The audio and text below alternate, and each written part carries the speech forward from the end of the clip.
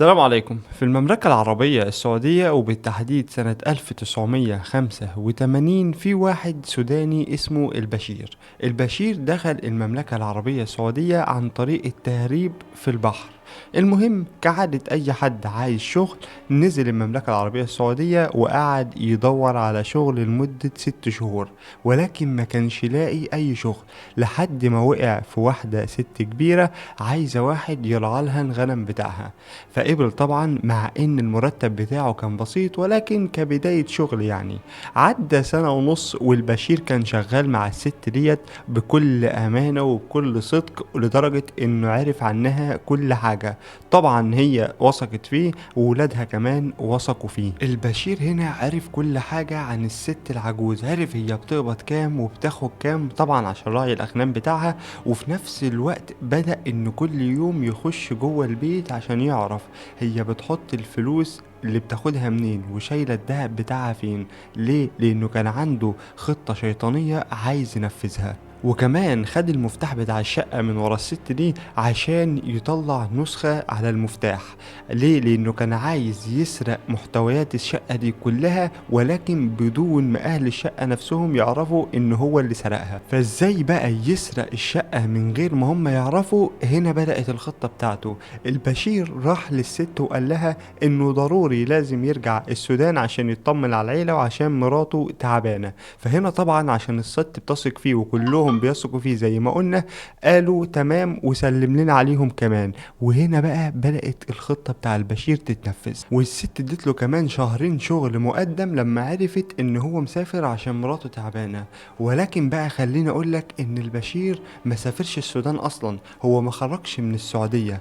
ليه؟ لانه كان في دماغه خطة عايز ينفذها. البشير هنا راح للقرى المجاورة للقرية اللي هو كان شغال فيها، قعد يدور على شغل لحد ما لقي شغل واشتغل فيه شهرين بس. وخلال الشهرين دول كان عمال يخطط لفكرته الشيطانية اللي هو عايز يعملها.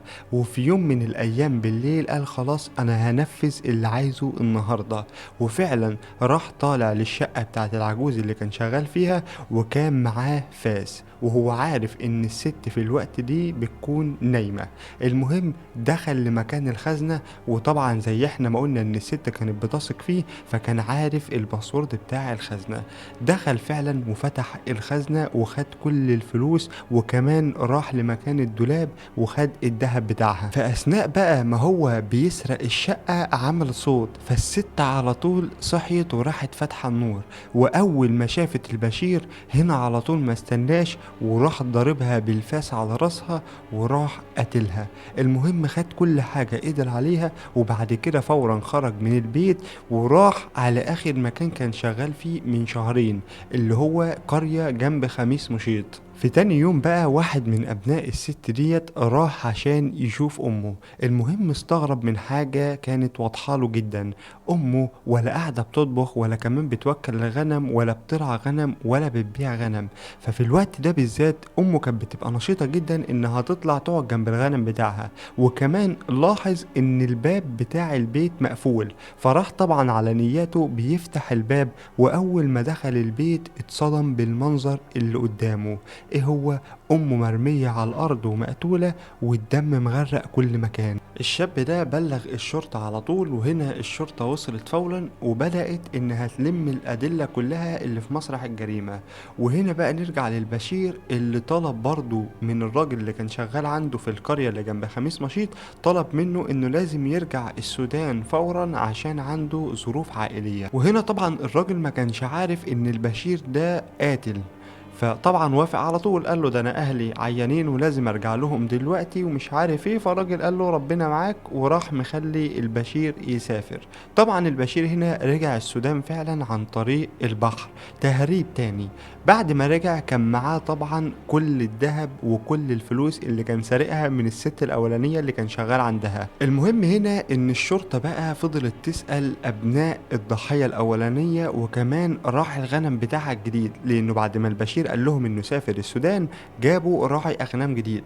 طبعا بعد ما قعدوا يحققوا معاهم لمده تزيد عن 3 شهور ما قدروش يمسكوا اي حاجه على اي واحد منهم طبعا. وفي نفس الوقت البشير ساعتها كان المفروض ان هو في السودان، فاستبعدوه تماما عن القضيه، والقضيه في الاخر اتأيدت ضد مجهول. طب ايه كده؟ خلاص الموضوع خلص والبشير سرق الست ديت وقتلها وهرب؟ يعني هقول لك استنى معايا للاخر، بس انت مش عامل ولا لايك والاشتراك، فمش مش هكمل. لا خلاص هكمل لك. المهم فبعد 12 سنة، سنة 1997، البشير قرر انه يرجع السعودية تاني عشان يشتغل. الفلوس اللي كانت معاه والذهب خلصوا، فلازم يرجع السعودية تاني عشان يشتغل. وفعلا برضه راح السعودية تهريب عن طريق البحر. هنا البشير طبعا هو ما كانش بيدور على حد يشتغل عنده، ده كان بيدور على ضحية جديدة. فرجع تاني لنفس المنطقة اللي كان شغال فيها الأول، اللي هي خميس مشيط، وبرضه لقي واحدة ست كبيرة عايزة واحد راعي أغنام، فقال لها أنا كنت راعي أغنام وأعرف في المهنة دي. ولكن اللي ما كانش عارفه إن الست دي كانت أكبر تاجرة أغنام ممكن تكون في المملكة العربية السعودية كلها، مش في قرية خميس مشيط بس. المهم بقى إنه اشتغل عند الست دي لمدة 6 شهور وبعد كده سابها. طب ليه؟ عشان كان عارف إن حفيد الست ديت كان ليه رتبة مهمة، وفي نفس الوقت حاول كذا مرة انه يتسلل جوه الشقة ويعرف هي مخبية فلوسها فين، ولكن الست دي كانت حريصة جدا فما قدرش انه يعرف اي معلومات. عشان كده خاف وراح سايب الست ديت وبدأ انه يدور على ضحية جديدة في نفس المكان. المهم هنا ان البشير ملقيش شغل في خميس مشيط، فراح داخل على قرية تاني جنبها، ولقي هنا عيلة صغيرة ومحتاجين راعي غنم. العيلة دي كانت مكونة من أب وأم وولد عنده 16 سنة وثلاث بنات. فقال لهم أنا كنت شغال راعي أغنام وأفهم في المهنة ديت وأنا عايز أشتغل. وفعلا شغلوه، ولمدة 3 شهور البشير كان شغال ومش واضح عليه أي حاجة، لحد بقى ما قامت خناقة بينه وبين رب الأسرة دي عشان التنظيف وعشان إن هو ما بيهتمش بالرعية والأغنام والكلام ده. المهم هنا رب الأسرة ده طرده بره وقال له أنا خلاص مش عايزك للشغل تاني. طبعا هنا البشير راح لامم الحاجات بتاعته وخد الفاس اللي كان مخبيه برضه وراح ماشي. ولكن وهو ماشي ما كانش عاجبه الموضوع وكان حاقد جدا على رب الأسرة ده، فقال لا أنا مش هسيب حقي، وراح راجع تاني لنفس البيت. قعد يخبط على البيت لحد ما هنا الراجل فتح له، وللأسف أول ما الراجل فتح وخرج راح البشير مديله بالفاس على دماغه وراح واقع سايح في دمه ومات. هنا طبعا الست سمعت جوزها وهو بيصرخ، فأول ما طلعت برضو البشير راح مديها بالفاس على دماغها، راحت واقعة جنبيه متوفية على طول. المهم هنا ابنهم اللي عنده 16 سنة أول ما سمع صراخ أبوه وأمه فكر على طول إيه اللي بيحصل، وراح مخبي إخواته واحدة ورا التانية. واحدة دخلها في الحوش والتانية في التنورة والتالتة راح مدخلها الأوضة وقفل عليها. طبعا هنا مرضيش يخرج من البيت وكان خايف. وبعد ساعتين كاملين هنا الولد راح يشوف ابوه وامه واتفاجئ ان ابوه وامه مرميين على الارض وسايحين في دمهم. ما بلغش الشرطة ولكن راح لاقرب جيران ليهم وحكى لهم اللي حصل، والجيران على طول راحوا متصلين بالشرطة. المهم هنا البشير نفسه لما عمل الموضوع ده رجع لنفس الست اللي كان شغال عندها وخاف يسرقها، رجع عشان يكلمها على شغل تاني. الشرطة أول ما وصلت للمكان بدأوا إن هم يفرضوا طوق على المكان كله، لأنهم عرفوا إن المستحيل البشير يكون أصلا هرب من المكان، أكيد مش بالسرعة دي. المهم ففضلوا متبعين الأثر بتاعه لحد ما وصلوا عند قرية معينة اللي هي خميس مشيط، والأثر اختفى. المهم بقى إن الشرطة كانت مستغربة جدا ازاي الشخص ده بيخفي الاثار بتاعته، ده مفيش اثار عربية ولا حتى رجلين ولا الفاس اللي كان بينقط دم موجود، ازاي الشخص ده بيختفي بالطريقة دي؟ البني ادم ده مش طبيعي. المهم انه رجع للست تاني، ولما رفضت انه يشتغل عندها قعد يومين بيراقب البيت بتاعها واستنى لما حفيدها خرج في اخر يوم، وبالليل كالعادة راح فاتح الباب ودخل يسرقها. ولما العجوز صحيت راح ضربها بالفاس الفاس وقتلها، ولما كل اللي يقدر عليه خد الذهب وخد الفلوس وخد كل حاجة وهرب. المهم بقى ان تاني يوم العجوز دي برضو ما خرجتش، وكالعادة في المكان ده ان الستات كلهم يعرفوا بعض وبيخرجوا دايما بدري يسلموا على بعض، يقعدوا يحكوا يعملوا شاي كل الكلام ده. ولكن لما الست دي ما خرجتش، هنا بقى الستات قلقوا وراحوا طالعين لها الشقة وفضلوا يخبطوا عليها. واول ما كسروا الباب لقيوا ان الست هنا مرمية، ولكن المنظر كان مرعب عن الاتنين اللي فاتوا. هنا تقريبا البشير كان جايب اخره وكان عايز يقتلها لانها مرضتش تشغله عندها، فنزل عليها بالفاس على دماغها لدرجة ان ملامحها ما كانتش باينة. وعلى طول طبعا الستات دول رنوا على الشرطة والشرطة حضرت في نفس الوقت. المهم هنا لما الشرطة بدأت تمسك أدلة، عرفوا إن في رابط ما بين الأسرة الصغيرة اللي لسه أبوهم وأمهم ميت، وفي نفس الوقت ما بين الست دي. الاتنين البشير اشتغل عندهم. هنا طبعا نشروا مواصفات الشاب ده عشان أي حد يشوفه يبلغ الشرطة فورا.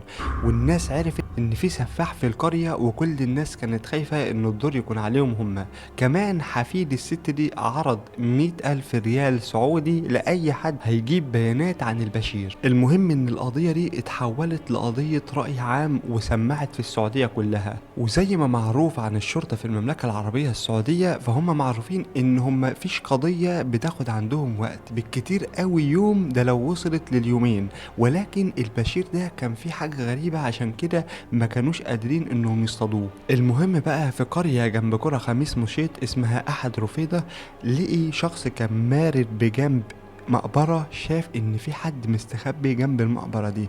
وطبعا لما سأل الناس اللي حوالين المقابر قالوا له ده ساحر وما تقربش ناحيته لانه ساحر شرير.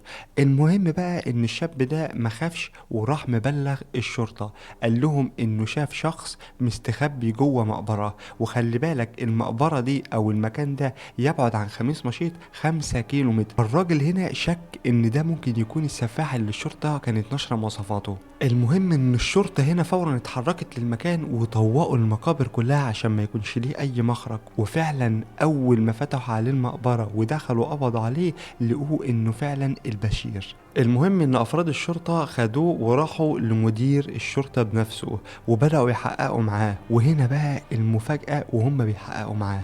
المهم بقى الحاجة الغريبة اللي حصلت ان والظابط قاعد قدام البشير وبياخد اقواله، كل ما يجي يكتب القلم يقع منه. البشير هنا ايديه اصلا متكلبشه وما بيعملش اي حاجه، هو بس بيتكلم. الضابط يمسك القلم تاني ويجي يكتب، واول ما يجي يكتب اقوال البشير القلم يجري منه. هنا واحد بقى من افراد الشرطه لاحظ اللي بيحصل للضابط وقال اكيد البشير ده معاه سحر، فطلب من ضابط تاني انه يفتشه. واول ما الضابط قرب عشان يفتشه، هنا البشير خد سكينه كانت محطوطه، السكينه اللي هي اللي بيفتحوا بيها الاظرف، وضرب نفسه عشان يموت نفسه ينتحر. ولكن على اخر لحظة قدروا انهم يمسكوه. الشرطة هنا مسكوه وكتفوا ايديه وراه وبدأوا فعلا انهم يفتشوه، قلعوا اللبس كله وملقوش معاه اي حاجة. ولكن واحد من افراد الشرطة لاحظ ان في ندبة على ايديه، ولكن ندبة بارزة، يعني جلده مش ماشي، جلده طالع كده زي الدايرة وماشي بعد كده. وبعد ما جابوا دكتور وفتح بمشرط وخرج لقيوا ان ده حجاب سحري. الحجاب ده لما قعدوا يضغطوا عليه عرفوا ان هو في واحد ساحر سوداني عامله له عشان محدش يقدر يكتشفه ابدا. المهم فملقيش طبعا اي مفر وقال انا لازم اعترف بالجريمة اللي كنت عاملها، حتى الجريمة اللي ما كانش ثابت عليه اصلا انه موجود في السعودية. الجريمة الأولى بتاعت الست الكبيرة اللي أصلا من 12 سنة اعترف برضو، وهنا اتحاكم واتحكم إنه يتقتل بقطع الراس في السعودية. وفي سنة 1997 وفي الساحة بتاعت قرية خميس مشيط اتحكم عليه في اليوم ده إنه يتقطع راسه قدام كل الناس عشان يكون عبرة. وبصراحة دي أقل حاجة ممكن تحصل له. القضية دي كل أهالي السعودية كانت عارفاها، ولكن خليني أقولك إن في كمان حاجات اتذكرت أليمة جدا مرضتش اجيبها لك في الفيديو. اتمنى لو الفيديو عجبك ما تنساش تعمل اللايك والاشتراك بتاعك، واشوفك على خير في فيديو جديد، وسلام.